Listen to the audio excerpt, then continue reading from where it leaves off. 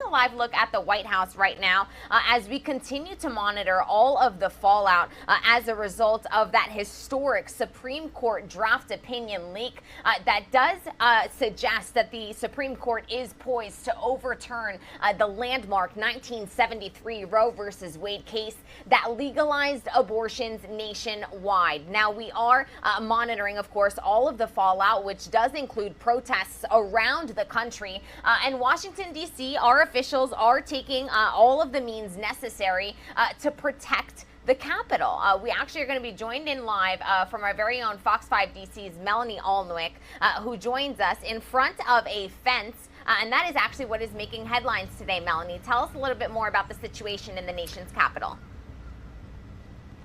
That's right, Gabrielle. Well, we're not seeing protesters out here this morning. They have been here consistently day after day ever since that leak of the draft opinion had come out. We don't know if that has something to do with the fact that they've now put up all this security fencing. This is 8-foot, what they call anti-climb fencing, and it went up overnight. They finished about 6 this morning, and it encircles the entire Supreme Court. And you can also see where it kind of juts out onto the sidewalk there. That is traditionally the plaza area where protesters have gathered and people have come to celebrate after landmark Supreme Court decisions. And now they're certainly going to have a little bit of less room to do that. This is the same type of fencing that was put up around the U.S. Capitol after January 6th and remained for many, many months after that. The same fencing that went up around Lafayette Park after the Black Lives Matter protests as well. So unfortunately, this has become something of a routine, I hate to say it, reaction or preparation here in Washington, D.C. Capitol Hill is not only home to the Supreme Court and Capitol Hill and other things, but also, people live here. There are neighborhoods here. And the folks who live here tell me they really do not like this. They've worked as hard as they can to try to maintain access to the monuments and the institutions. So many people still coming here on tours, and yet this is what they see. And it is very, very disappointing, they tell me. Now, U.S. Capitol Police say that this is just a precaution, and certainly nobody wants to get caught off guard, unfortunately, like what happened on January 6th. And so in addition to the security fencing that's going up, we're now seeing the street closures all around the Supreme Court. The streets are blocked off now by large dump trucks and trash trucks, as well as police officers. And so this has become more of a pedestrian walkway than it has been. Usually there's a lot of traffic going through here, Gabrielle, and so that is one thing we've also seen change. The other thing that they're telling us is that if needed, they've been in contact with law enforcement partners in the area, and they're ready in case there are any volatile demonstrations, and they'll also perhaps have more officers on duty here if needed.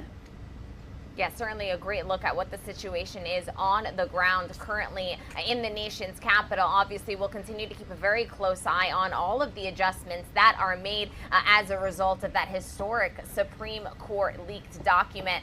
Melanie Alnwick, always a pleasure having you on the show. Thank you so much for the time. And we do want to take you back out to a live look at the White House this morning. So as promised, we do have video of all of the protests that happened around the country over the past 24 hours or so, as individuals, both pro-choice and pro-life, take to the streets to make their opinions known as a result of this Supreme Court document leak. And we do have, as I said, video of these protests coming into our newsroom from all around the country. This first one is a protest that occurred in downtown Atlanta following the Roe versus Wade leak. Pro-abortion rights protesters took to the streets of Atlanta, Georgia, just yesterday following the publication of a leaked draft Supreme Court opinion that, of course, as we have been outlining, would overturn that landmark Roe versus Wade decision that currently protects abortion rights. It would therefore make it up to the individual states to decide whether or not to legalize abortion. And we continue to get in these images coming into our newsroom. This next one came in from Boston, Massachusetts. Now, it is worth giving everyone a bit more context about what exactly this document outlined and what it would mean. The leak of this draft suggests, and it was 98 pages long. It was a decision written and signed by Justice Samuel Alito, a member of the court's 6-3 conservative majority. And we do want to remind you all that it is not final, but the argument centers around this one point. Because abortion isn't mentioned in the Constitution, Roe versus Wade should be overturned. That is Alito's point.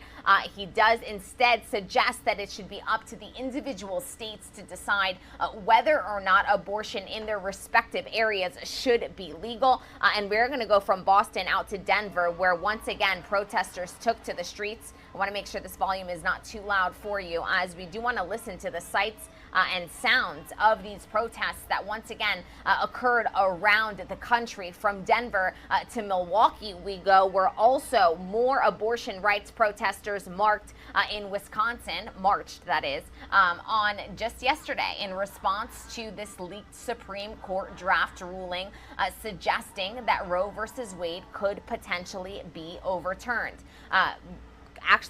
Protests out in Los Angeles, which is the video on your screens right now, they actually turned a bit violent as police and abortion rights protesters, they clashed.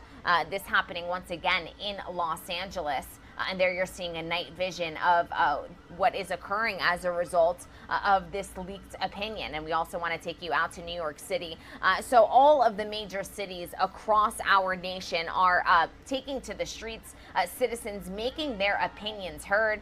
But a final decision still hasn't been inked. But the leaked Supreme Court draft opinion on the overturning of Roe versus Wade suggests the landmark ruling could, of course, be overturned as per the verbiage and the opinion written in this draft.